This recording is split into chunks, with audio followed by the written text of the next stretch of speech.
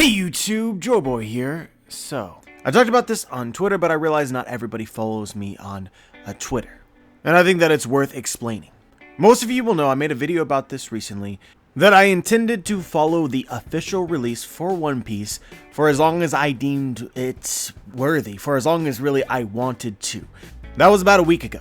We managed to last exactly 1 week, and this new chapter of One Piece, chapter 967, is leaked, it's translated an entire week early. I said in that video that if a chapter gets dropped early like this, more than just a couple days, that there was a pretty high likelihood that I would talk about the chapter via the scans. So with that being said, chapter 967 is out. If you haven't checked out that chapter, I suggest that you do so, because I will be spoiling you. This being said, I think that it's important to understand that this is something that occurs at the same time every single year. Certain occasions, the chapter drops extra early because of just how the system works. It will go back to normal in the weeks to follow, where we get the scans a couple days before the official drops, not in an entire week. After this chapter, again for the foreseeable future, as long as I deem it worthy, as long as I want to, I will then continue to follow the official release. Just to reiterate what I've said before, I really don't think that it is as big of a deal as people make it out to be to read the scans. Reading the scans is not illegal, uploading the scans is, but 99.9% of the community is not doing that. You can read both. All that's really important is that you support the creators. You can do so while reading the scans. The entire reason that I'm doing this is because I just want everybody to read the chapters at the same time, and recent changes have made this more of a possibility than it ever has been, and I'd like to believe in that hope and support it in a small way that I can, in the ways that I want to. But anyway, guys, I really just wanted to communicate this directly to you in case you'd be confused or surprised or whatever. But chapter 967 is out, and without further ado, let's talk about it. I kind of want to cry, in part because the chapter was beautiful, in part because of the journey it took to get here. This is a chapter of reflection for me. I remember being in Fishman Island, something close to 10 years ago now, and being hyped that Roger was even mentioned. Oh my god, Roger heard the Sea Kings and Luffy can hear it too. I remember back to the Sabaody Archipelago arc. Rayleigh was talking about Roger and their journey together. It nearly brought him to tears. I thought to myself, I cannot wait to see it, to see him. For Oda to draw his mannerisms, demeanor, to get a little taste of the life on the ship of the King of the Pirates. Of course, I assumed it's probably similar to being a Straw Hat Pirate. There's obviously many similarities between the two pirates, but I wanted to see it. It's been a source of hype and excitement for so long. Now I think this will be a memory lost in time, but there were many times, many years, we sought to put all the little pieces in place. Okay, so Roger visited this island at around this year, after he did this, and he had a relationship with this character. In just one chapter, in just this last chapter, Oda connected basically all that we know, was hinted and teased. We got an entire chapter of Roger. Oden's flashback, yeah, but this was Roger's chapter, make no mistake. I still believe that we have things to learn, things obvious, such as the One Piece, but for the most part, we know it all now. Episode 1, Gold Roger, the pirate who obtained everything this world has to offer. Mysterious, interesting, and awesome. Simply visiting the island where he died was amazing. These are moments and experiences I will never lose, and I never want to. One of the main themes of One Piece is treasure the journey. I have, and I will. But anyway, I literally cannot wait to talk about it. I think we all experience this to some degree. A feeling we already know how this thing is going to play out, roughly. I've had over 10 years to think about the One Piece, and I think a lot. Surely, by now I would have stumbled upon the correct thought. Surely. No. Oda is a man with a unique and rarely paralleled creative vision. There is nothing like One Piece. It seems to me that Oda hinted in this chapter that the greatest treasure in the world can be, maybe in this case is, a laugh. It's kind of funny the power that words have. What I just said is so profound and meaningful. Laughter, a great treasure worth seeking. More people perhaps need to hear this message. But said another way, what? The One Piece is literally a joke? In my opinion, yeah. And no. Maybe. You can't make this up. The meme literally makes itself. I think that there's going to be some people out there that tell you that this isn't the One Piece, and I disagree with that. I think that this idea of laughter is part of the One Piece, at least. But anyway, we'll come back to this. We have said this for years. The One Piece has to, in part, at least be the true history. This chapter absolutely confirmed that. The specifics, I'm not entirely sure. But as Oda narrates, on that fateful day, we had learned everything about the world. We learned about the Void Century, and the meaning of D, and the ancient weapons. My assumption has always been that Roger collected all or most of this information on the poneglyphs before traveling to the last island. He found the poneglyphs, right? Even if he himself couldn't understand them word for word. That was what Odin was for, right? Didn't Roger collect fish prints of these various poneglyphs for Odin to read to him? He had to know most of it all beforehand. Correct? It seems not. Because as it reads to me, as it appears to me, it was only on this day, the day that they arrived on the final island, that they truly discovered the truth. Robin's dream has always been the real poneglyph. The real poneglyph. The poneglyph of all poneglyphs. For me, based on this chapter, it is clear that this exists at the final island in one form or another. Robin suggested to us at the end of the Skypiea arc that Roger took all of these poneglyphs that he discovered and took their information to the final island, and it was there that he created the real poneglyph. It appeared that Robin believed that the real poneglyph had not existed before Roger. And I mean, I suppose this could still be true. Oda's mind is on another level, and maybe he has made out a way for this line from Robin to still be true. Like as just an example, the history that is revealed on the poneglyphs acts as a kind of cipher or a key to help you unlock what the real poneglyph located in the final island actually says, or something to that effect. Or perhaps the history that is on the poneglyphs scattered around the world is incomplete, and you have another poneglyph on this final island where you could just basically plug in these poneglyphs around the world, and together they make for a completed history. This could also be really interesting because, as Rayleigh tells us in the Sabaody Archipelago arc, maybe the Straw Hats will come to a different conclusion than they did. A question I've always had is, did Roger have the full history? If it requires you to reach the final island, where a lot of this information is being kept safe, and then you also need to find all of the poneglyphs scattered around the world as well, and they fit together like a puzzle, finally reading as one complete a story, then there's a possibility that there were some holes for Roger, that he did not discover every poneglyph. This could provide an opportunity for the Straw Hats to find the ones that he could not find. Roger left the information of the poneglyphs that he found there, so they don't have to find every poneglyph that he found, and the Straw Hats will get a more complete story and the possibility of arriving at a different conclusion. But anyway, as we said earlier, this chapter confirms for me that at least part of the One Piece, at least part of the great treasure at the end of the Grand Line that you find by discovering the final island, is the true history itself. Reading this history, reading this story, Roger couldn't help but to laugh. So in that way, yes, the One Piece is part this laughter, the joy that this story may or may not bring. But that isn't the entirety of it, all that it encapsulates, all that it would give somebody who found it. And I don't want to suggest that there is no possibility, no likelihood that there is an actual physical, tangible object, some actual treasure or weapon. I mean, Oda has an amazing imagination. He can find something and it could still be true because we don't know if this is all of it. But what I want to argue here, guys, and I think a lot of people will disagree with, it could be. The One Piece, the treasure, could just be the information contained on the poneglyphs, the knowledge that it gives you, the stories that it tells. You will hear this quoted all of the time. In an interview, Oda was asked whether the One Piece would be something like the growth your heart went through, the journey itself. Oda said no, he wasn't pulling a Wizard of Oz. After going through an adventure like that, it wouldn't be fair to not actually give them a reward. This is the actual quote. A lot of people claim they've interpreted this to mean that this interview confirms the One Piece to be something tangible. It can be picked up and held. It's some kind of physical object. And sure, that can be the truth, but I have never agreed with this interpretation. Oda calls the One Piece a reward after such an epic journey. A reward doesn't have to be an actual object. Something like knowledge, the true history, for example, or an explanation of a dream and ideals long since forgotten, laughter itself. Those can absolutely be a reward. All Oda is confirming in this interview is it isn't the journey itself. When they arrive at this final island, they will find something. There's a treasure at the end of the rainbow. No thief, however skillful they may be, can rob one of knowledge. And that is why knowledge is the best and safest treasure to acquire. I've never thought about it before, but joy, laughter, that's absolutely a reward.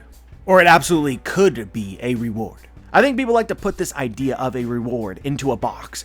A reward can only be things that I value, that I want. No, if you seek a reward for doing something, you are completely at the mercy of the one giving it. What they believe to be reward is all that matters. A treasure for one could be trash to another. We all have different things that we treasure. Let's make a real world comparison. What if there was a place on this earth that held the answer to end suffering, to end wars, as an example, and there was a map to find this place? All you knew beforehand, though, was that at the end of your journey, there would be a treasure, a reward. Would this count? You better believe it. This is what I think is the main thing about the One Piece. The ancient kingdom had a plan to make the world a better place, believed in ideals, and had dreams that would make it possible, but they failed to accomplish it for one reason or another. Perhaps we will find out, and perhaps circumstances now have changed. But the point is that this dream, this future, it can be accomplished. Those who discover it would absolutely have found the world's greatest treasure. But anyway, I digress. There is still a good chance we are wrong, at least partly. This chapter emphasizes that for me once again. I'm humbled. Laughter, a great treasure worth seeking. It's profound and beautiful. However, we gotta move on. There are many odds and ends from this chapter worth discussing. It's actually kind of difficult for me to organize it all. But let's start with the last road poneglyph, which in my opinion, this chapter strongly suggests that an ally knows where it is, and that they hid it somewhere in order to protect it. It takes a few steps to reason this, but I'm actually fairly confident here.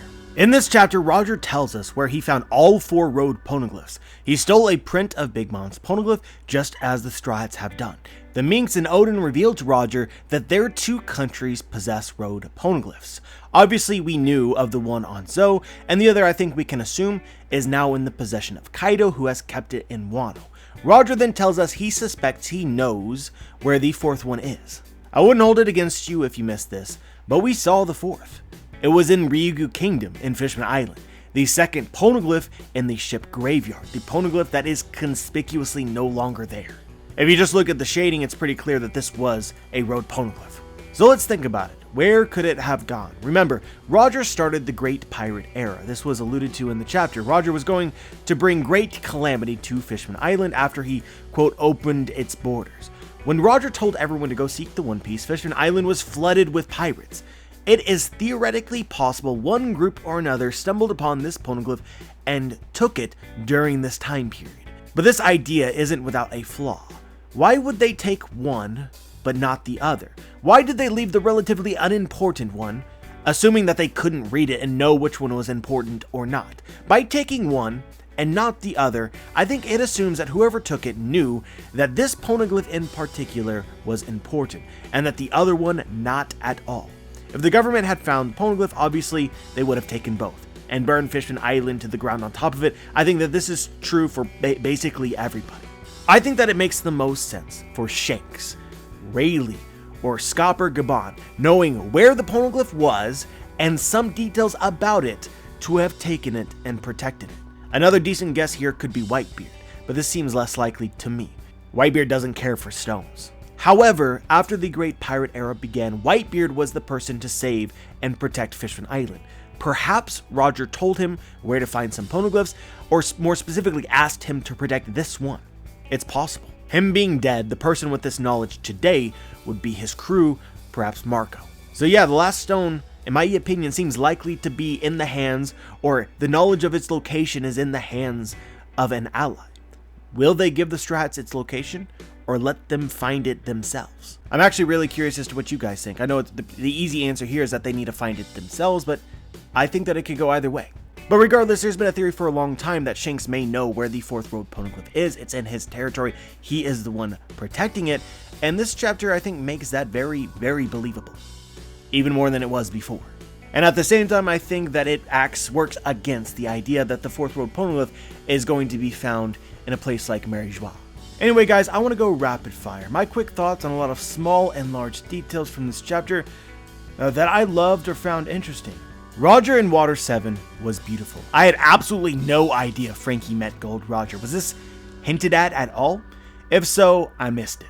We knew Tom built Roger's ship, but we didn't know when exactly he did it. Was it before or after he adopted Frankie? Then after that, did Tom ever see Roger again? This chapter clarifies all of that, and as a big Frankie fan myself, I loved it. Like, I reread the chapter several times now, and it gets me every time when Frankie straight up rejects the Roger pirates. I also love that they sang Bink's Sake throughout this chapter. I'm telling you guys, that song is important. It is worth analyzing. Roger embodies what it means to be an old pirate, in my opinion, and I think Oda was subtly commenting on that. I love Roger's relationship with Neptune and the Sea People. They actually fear him, rightfully so. My man Roger came to Fishman Island and literally punched a gate for no other reason than he wanted to punch something. That's what I got from it. I really underestimated Charlie's power. Like, honestly guys, it's crazy the level of foresight she had/has. It's almost unfair. It reminds me a lot of Toki in the recent chapters, and I wonder if these two abilities are related in some way, and I wonder if it's a form of observation hockey. But the most interesting fortune for me, a lot of it was just facts that now we know, but at the time these people didn't know. But the fortune that was most interesting to me was the one about Poseidon, that she would be born shortly in 10 years. This confirms something I have always suspected. Roger knew that he couldn't act on the information in the poneglyphs. He knew Poseidon did not exist and would not exist before he died. This, in my opinion, is why he started the Great Pirate Era, among other reasons. Eventually, he did everything he could do. The only step left was to make it a tiny bit easier for someone to follow in his footsteps. At the end of the day, fate was against him. I also found this bit of dialogue to be interesting and low-key important. Rayleigh says, Neptune, what we are after is the treasure left behind by the weapon's creator. We are not actually interested in the weapon, right, Roger? And Roger says this, I never said that, did I? In my opinion, what this means is that Roger was interested in the weapon. He just knows he will never obtain it. The ancient weapons are important to all of this. There's a reason their locations are revealed on the poneglyphs.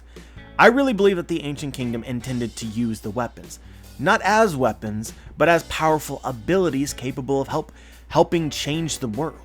So perhaps a better question Rayleigh could have asked was this. We are not actually interested in using the weapon to harm anybody, right, Roger? To that, I think Roger probably would have agreed.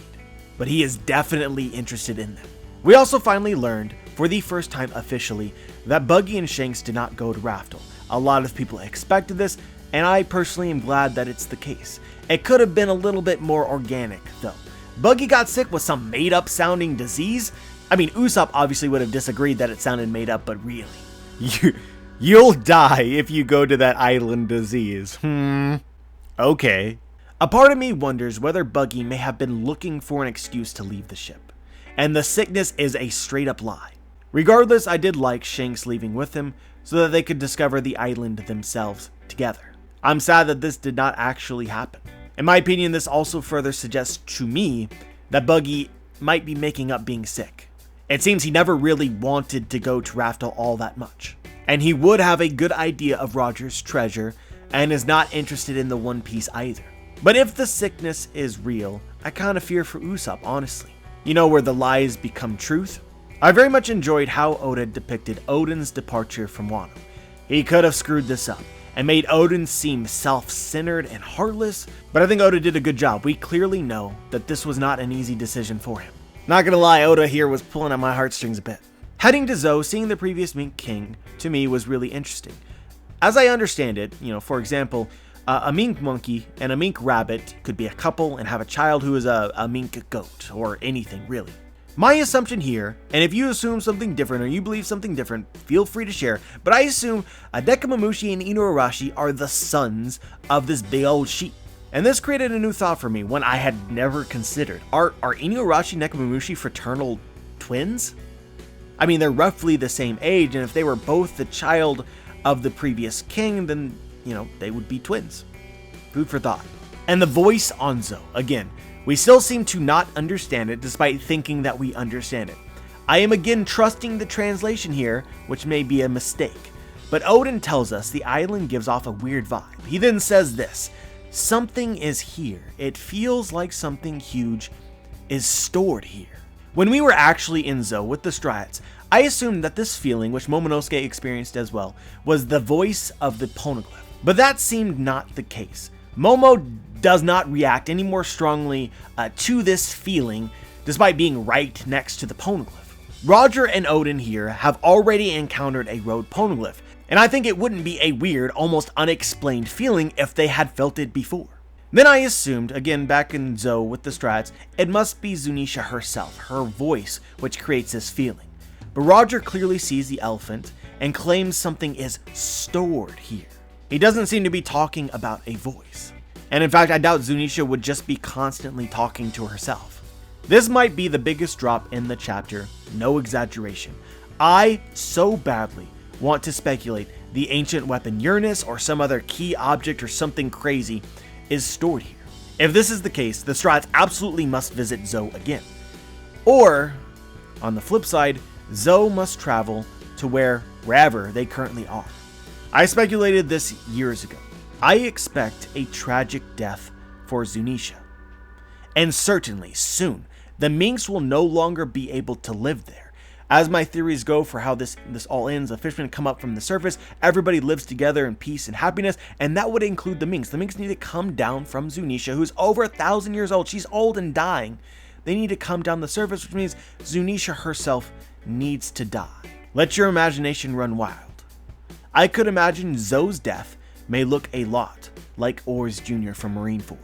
And last but not least, Roger's laugh. It was beautiful and iconic. This chapter to me seemed to confirm something that I thought that I already knew about Joy Boy. Nobody ever asked me this, but if you were to ask me, why did you name yourself Joy Boy? Joy Boy? It's because I always thought that Joy Boy would end up becoming the Roger or Luffy of his era. The Roger or Luffy of the Void Century. And you guys know I love the Void Century to begin with and speculation in general. So kind of in a way, being the only major character from the Void Century that we know by name, it's kind of the name that represents me and what I'm all about the best. But yeah, this chapter gave me the impression I was expecting all along. Joy Boy is the Roger and Luffy of his time. Theory, in my mind, confirmed. I had never suspected that Roger could have named Laugh-Tale. Logically, I know. How would anyone have known the name of the last island if the Void Century and all of its knowledge is lost? So with that being in mind, okay, it makes some sense for Roger to have named it.